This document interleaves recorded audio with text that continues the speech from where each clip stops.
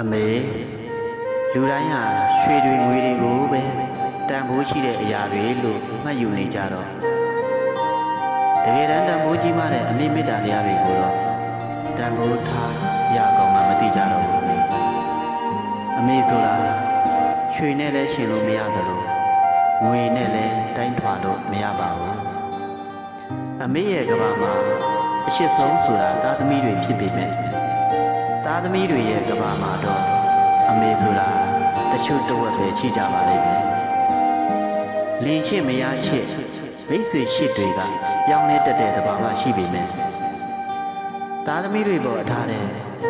အမေရဲ့ရှိချင်းမေတ္တာတရားတွေကတော့ဘယ်တော့မှ